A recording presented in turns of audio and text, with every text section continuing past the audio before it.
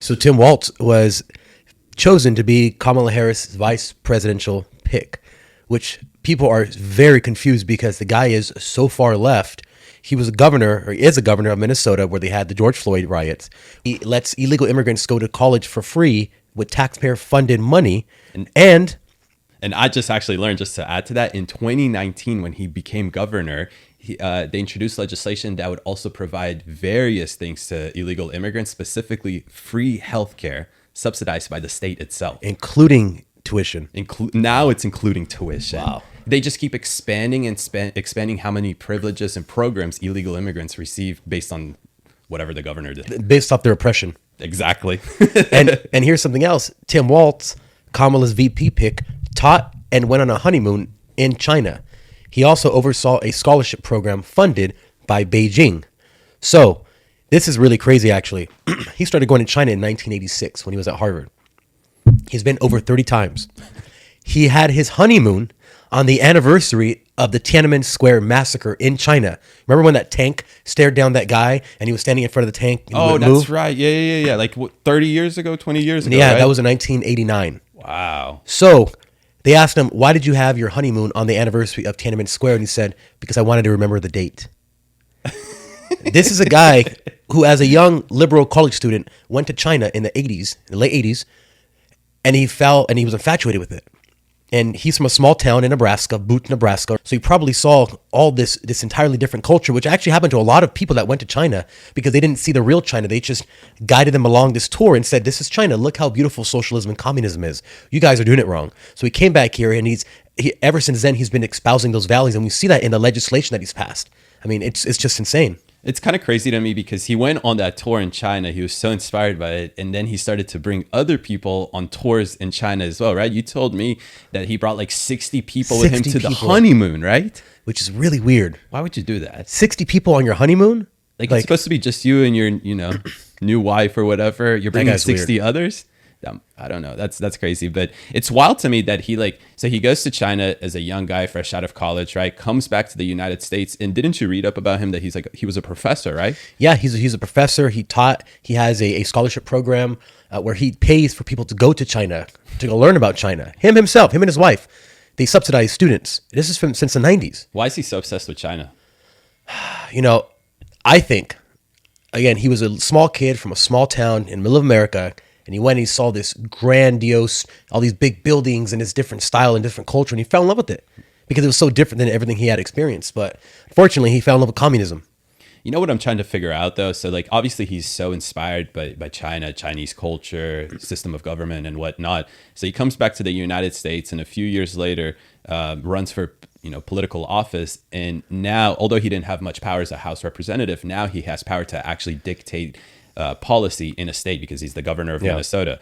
And we've seen when he was a House representative, he was termed as a moderate, and he was actually a moderate. He wasn't legislating anything crazy, proposing anything crazy. But the second he became a governor, and actually the second that Minnesota became all blue, they started to swing very left. Like they're like a sanctuary for LGBTQ stuff.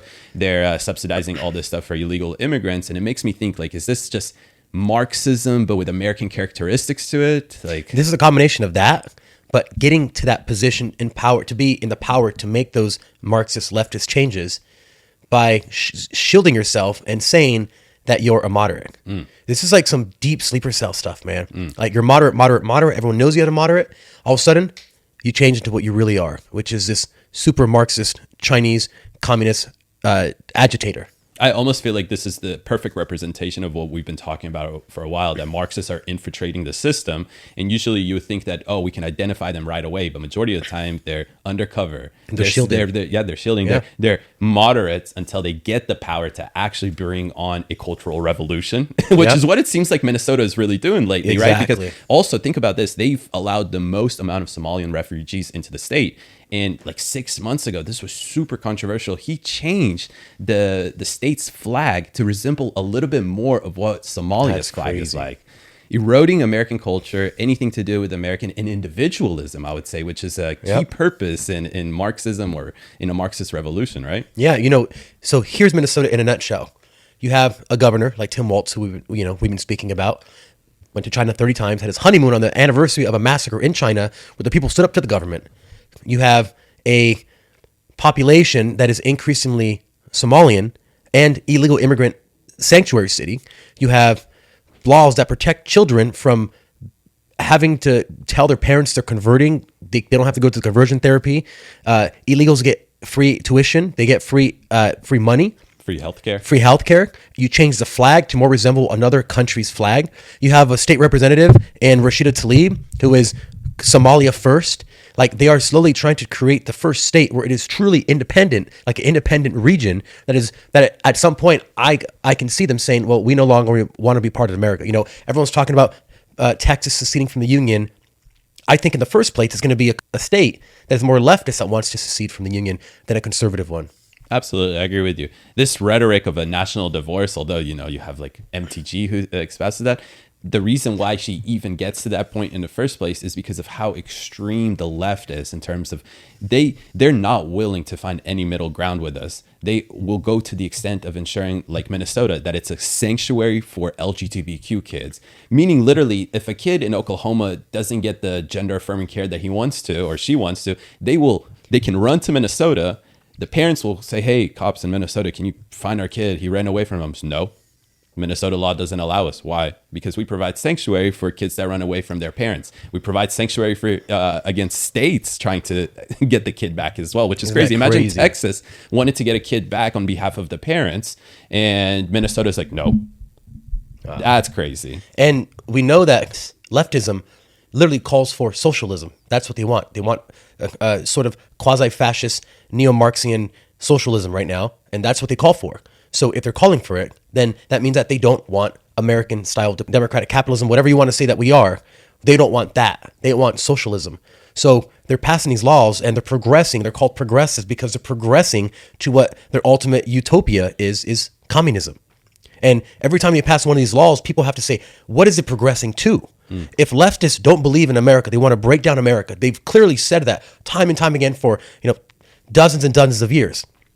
Believe them when they say what they are. The problem I have, Fabian, is that it doesn't seem like there's much more progress that we need to achieve on a social level. There's always room for technological advancements, medical advancements, but the change that they're trying to usher in, this new progressive idea, what are you going to change more? Women have more rights than ever before, but now what you're doing is actually taking steps back by impacting the woman, allowing biological males to say, I'm a woman, and now compete in women's sports or use women facilities. So to me, I told you this a few days ago, when I looked into the Roman Empire and its collapse, it happened from the inside. And that is what it feels like it's happening across the country, especially in places like Minnesota, where they push for this incredible social justice reform, but you don't need it. And all it does is just impact society on its own, like it started to impact women now. Yeah. And now it's going to impact kids and whatnot. And it's all because things are great, things are fine, but these people it's in their human nature. I need to change things. I need to progress things. Well, when there's nothing to progress, you're going to just start to regress.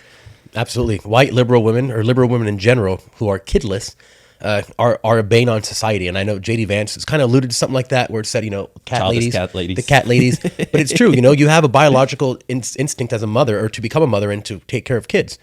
If you don't fulfill that biological need, you try to fulfill that by plugging that hole with something else. And that's where we get our social justice warriors who are willing to literally, we've seen it, they get on their knees and they kiss the feet of like a black person to say, I'm so sorry. Like, they're trying to fix something, and they don't have a kid to grow and to mold into a human being. So they go and try to fix other things. It's just so weird. Like, I can't, it's hard for me to fathom and put myself in a headspace of a very liberal, like, woman specifically, especially a man. Even a man.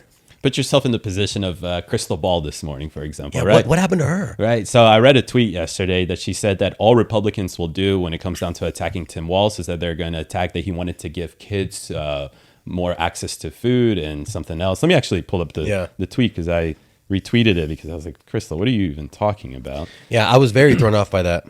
Okay, so she tweeted, well, first of all, she tweeted, picking a Midwestern populist is such a no-brainer, but still shocked they made the right choice. So she's labeling Tim Walz as a Midwestern populist. Interesting label. Mm-hmm. To me, it's interesting to see them label stuff like this as a populist movement, because all of this very left progressive ultra progressive legislation that they've passed in Minnesota doesn't actually have any public support. So this idea that kids should be able to have gender affirming care, that's not even popular with Democrats. 67% of Democrats side with Republicans on this issue, saying that leave the kids freaking alone already. They don't agree with gender ideology in grade schools, college, whatever.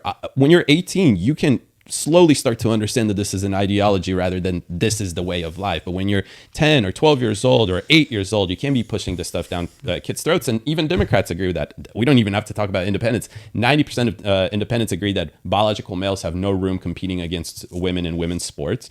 The kids stuff in the bathrooms, gender affirming care, all this stuff, it's so freaking unpopular. The tweet that I wanted to pull up, it took me a second to find it, but so she quote tweeted somebody's tweet and she said, they're going to attack him, meaning Tim Walz, for radical positions like giving kids school lunch and guaranteeing family leave.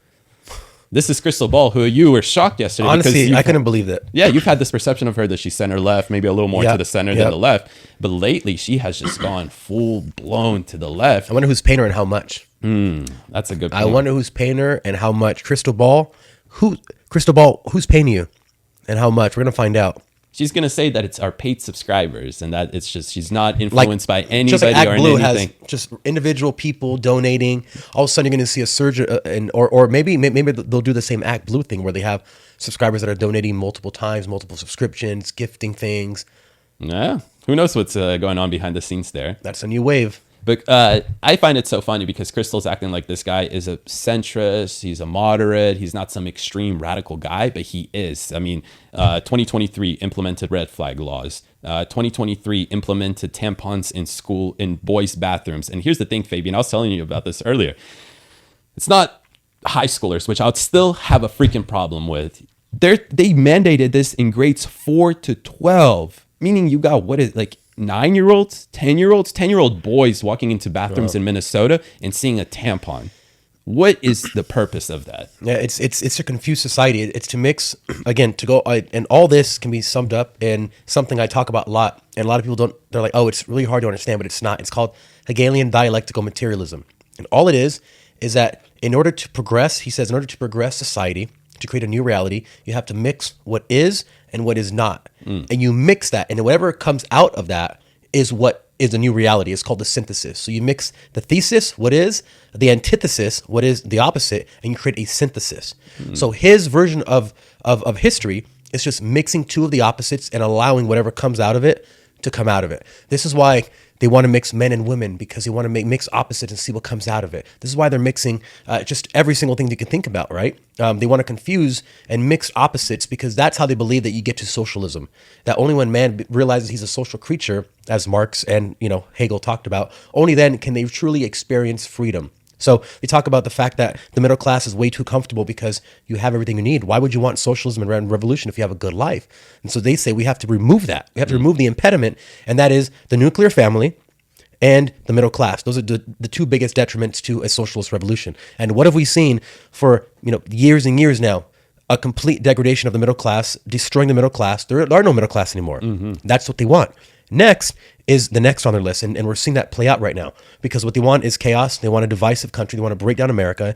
And I think in their eyes, Minnesota is a great first testament and a foundation to that new world that they want to build. Just like Kamala Harris's new slogan, it says, what can be unburdened by what has been. It's a very socialist communist line. But then we just saw the other day in one of her advertisements, it says move to the future or something like that, meaning like leave the past behind and let's go to the future. It's a very interesting, it's not Obama's hope, or Donald Trump's Make America Great Again. This is something completely different. It is. And I think you nailed it in terms of Minnesota is a perfect example of that, because remember how they handled the immediate riots that happened after the George Floyd killing, right? Tim Walz, essentially as the governor, didn't know what to do. He didn't want to act. He didn't deploy the National Guard until 3-4 days later. At the time, advisors from the White House were calling him and they were saying that he was frozen. He didn't know what to do. But I think he actually knew what to do. Oh, yeah. He knew not to send in the National Guard. He knew that laws don't allow, essentially this revolution to occur. They understand that a lawless society is the best for their whatever utopian idea that they're trying to come up with. Yeah. I was gonna say though, let's laugh about this. That Corey, who is it? Corey Bush, right? Corey Bush, CB is out of here. She's crying, and it's funny. People are saying, I wonder if she's crying because she didn't succeed in defunding the Iron Dome, or because she lost the election. And it's a picture of her and a big nail going through her eye. And then somebody in the comments said there, she's crying because the nail got stuck in her eye. But what do you think about that, Fabian? I mean, Corey Bush is like one of the most, I guess, prominent radical leftists. Yeah, we got to get. So there's only what out of the squad? There's two left, two big ones. Mm-hmm. No, I think there's like four because there were six, weren't there? It was like, well, there was original squad of four, right? Yeah, but now they've added some members into it, right? I feel like we're watching a cartoon. Like, oh, it's a squad. Yeah. And now we're a thing. We're a clique. It's like high school, man. Like, come on. And then AOC goes on her crazy rants, and then she walks around the city, and no one likes her. Yeah. But yet she somehow wins, right? In New York, which people in New York are wising up. Yeah. I don't know if you've seen the videos. I think you have, when she's walking around New York and people are just talking trash to her. Mm-hmm. Like, and New York trash, not like nice trash. They're just going after her, and she has to walk away. People are wising up. And her little rants, yeah, they're going to work for her little hipster group or whatever, whoever follows her and whoever believes what she says. But for the wider population, they understand.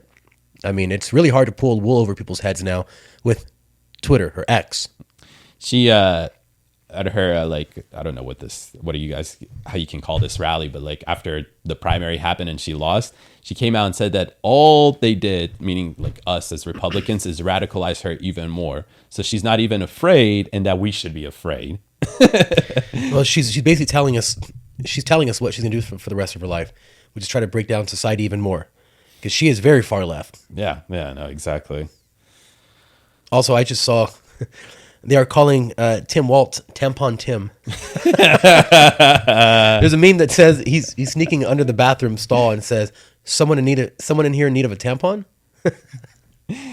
Oh my God, you'll like this. So he was just clipped up saying, one person's socialism is just another person's neighborliness. I saw that video.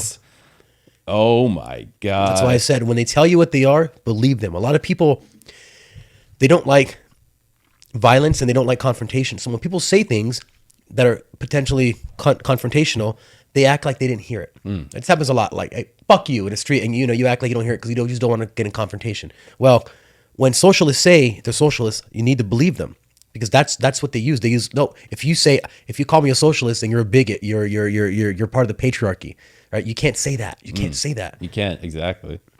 You'll like this. David Hogg, do you remember who David Hogg is? Yeah. Okay. So he said, screw a debate. I want to see who can change the oil in the car, Tim Walz or JD Vance. And I just want to say, I'm pretty sure both of them can change the oil, but I'm just not sure if David Hogg can actually change the oil in the car. I don't think he can at all. I don't think he can at all. But check this out. As of 2 hours ago, Leading Report just broke this news. Ohio Secretary of State Frank LaRose says that more than 150,000 voters have been removed from the state's voter rolls. This comes just days after LaRose announced removing hundreds of non-citizens from voter rolls. That's huge. And this is what state? Ohio. How many of those people were able to vote and receive it? Let's say this. How many of those people were on the register rolls in 2020 when they enacted COVID emergency laws that allowed massive mail-in ballots to be given to anybody that was on the registration list? That's crazy. And that's exactly what happened in Pennsylvania. It's exactly what happened in Wisconsin. And people say, well, this is a conspiracy theory, blah, blah, blah. It's not. The Wisconsin court even ruled that, saying that there was upwards of 20,000 individuals on the voter list that received a mail-in ballot that were not actually living in Wisconsin anymore, or were registered, able to vote anymore. Wow. Now, it's funny that you mentioned that, because breaking from Georgia, our home state right now, maybe we might have to go to the Capitol to see what's up with this. Yeah. This is how the people's vote will not be honored or certified in key states. This must be challenged ASAP. So I'm just reading off the fly. This is the Democrat. But Georgia State Election Board just voted 3-2 to make it easier for a county election board member to delay or refuse to certify November elections. Again, this is just me reading. I'm seeing off the fly here. But essentially, there we go. Drano, finally. Georgia's election board passes a new rule that allows counties to withhold certifying an election if they believe there was fraud. This is huge. But guess who doesn't like this? Brad Raffensperger. That is our Secretary of State. And we all know why. This corrupt anti-Trumper is the reason Georgia looks blue. So, interesting. And Brad Raffensperger's official tweet after this ruling is, Georgia's Election Integrity Act requires counties to certify the election results by November 12th, and we fully anticipate that counties will follow the law. But a Georgia election board just said that counties can delay the certification if they believe that there's fraud or for whatever reason. Man, it is going to be a crazy election.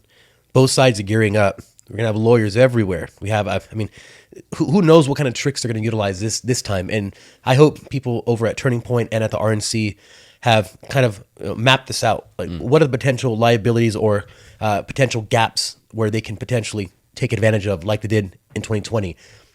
I don't know because we haven't gone through the election, but I know they're planning stuff, including cyber attacks and maybe some kind of terror attack where they have to call the National Guard, suspend elections. Alex Jones has been saying this for a while, but I think they're just going to find a lot of little ways to try to steal the election again. I like what you say all the time to this. You just got to win it so big that it's too big to rig. Too big to rig, baby.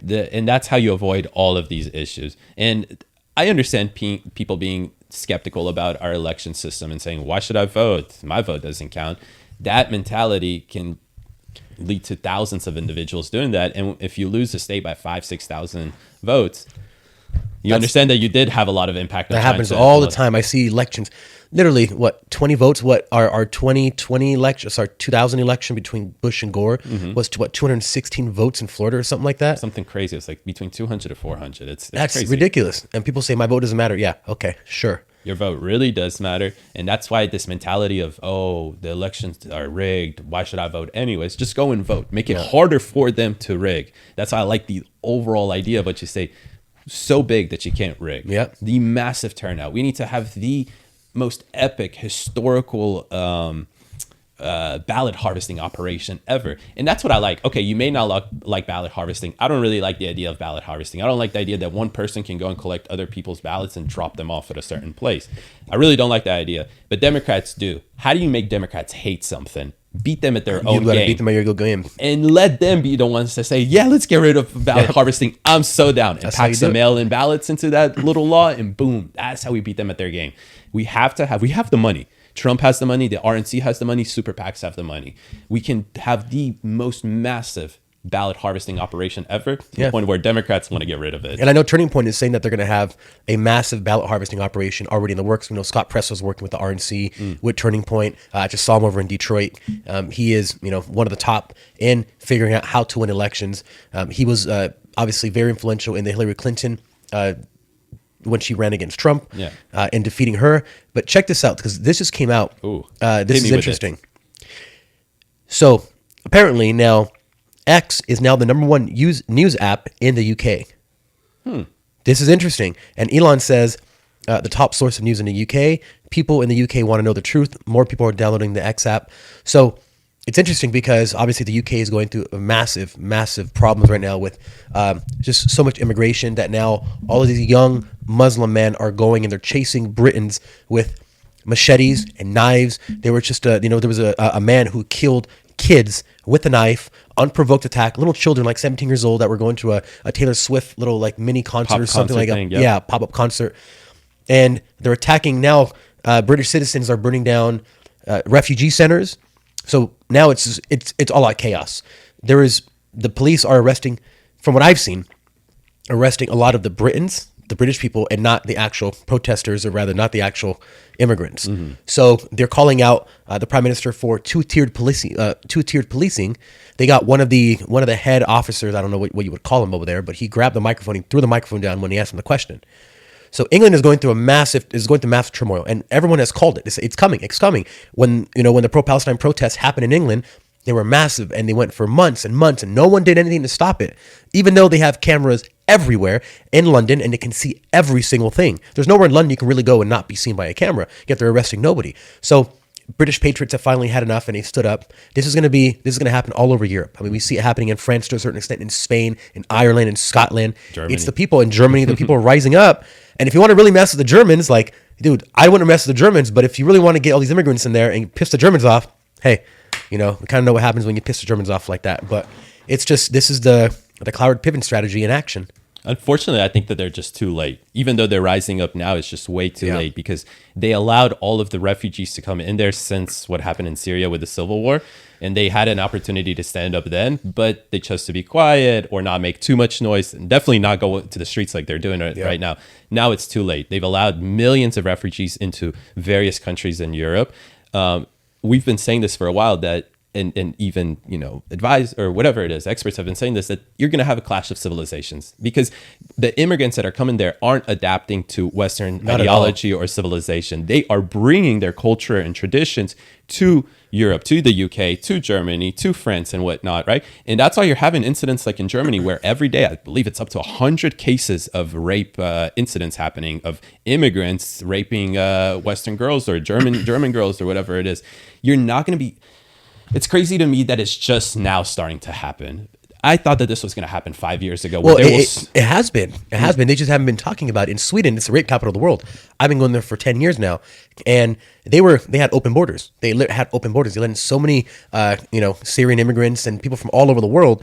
And now you have a city in the south called Malmo, and it is literally becoming like a city in the Middle East. There are bombings every day, shootings, stabbings. It is crazy down there. They have gangs, they have mobs, and that's the indication that that's going to spread throughout all of Sweden. And in Sweden, you basically can't have a gun, and the police don't even really know what's going on. Now in the elections, the right finally has won tons of seats because the people are fed up. But now you have all these immigrants, and they're paying them money every single month with taxpayer funds. They're giving them housing with taxpayer funds, and they're already taxed 60%, and they're a socialist country essentially as far as tax goes.